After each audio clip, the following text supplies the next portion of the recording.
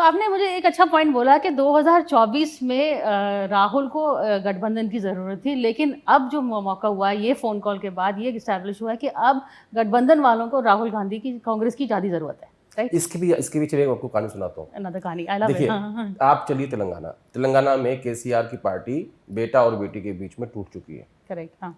आप इसके आगे बढ़िए, ममता बनर्जी, जिस अभिषेक बनर्जी के खड़े होने से बंगाल की हवाओं का रुख मुड़ जाता था, आज उन्हें लोग पत्थर मार रहे हैं, ठीक है, और टीएमसी वहां टूट चुकी है। हाँ।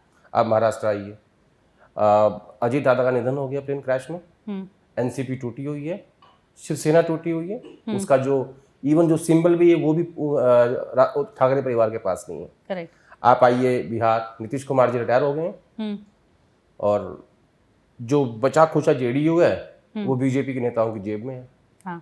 ठीक है, मायावती जी घर बैठी हुई हैं, नवीन पटनायक जी का स्वास्थ्य ठीक नहीं है, वो भी चुनाव हार चुके हैं। तो जब आप ऐसे देखेंगे, चौटाला परिवार टूट चुका है, इधर अकाली दल हाशिए पे है, तो आप देखेंगे कि पूरे देश में रीजनल पार्टीज जो हैं वो क्राइसिस में है।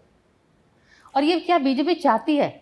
नहीं, बीजेपी चाहती है, लेकिन इसका स्वाभाविक जो फायदा है वो कांग्रेस पार्टी को हो रहा है। क्योंकि ये ज्यादातर रीजनल पार्टीज कांग्रेस पार्टी की कोस के विरोध में है, बिल्कुल। ठीक है, अभी हमने रिसेंट देखा दिल्ली में, पिछले इन 12-13 सालों में एक पार्टी बनी, वो कांग्रेस पार्टी की कोस से बनी, और तब से कांग्रेस पार्टी दिल्ली से बाहर है। असली में इनकी लड़ाई तो कांग्रेस से ही है। Even TMC, right, even NCP, even RJD, Samajwadi party also. तो ये सारी पार्टियां जो पिछले इन 40 सालों में बनी हैं, ये सब इन सबके पास कांग्रेस पार्टी का वोट है।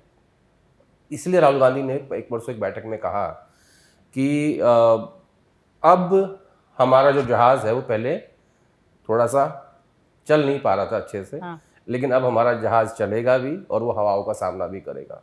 For more such videos, subscribe to the NewsX YouTube channel, hit the bell icon.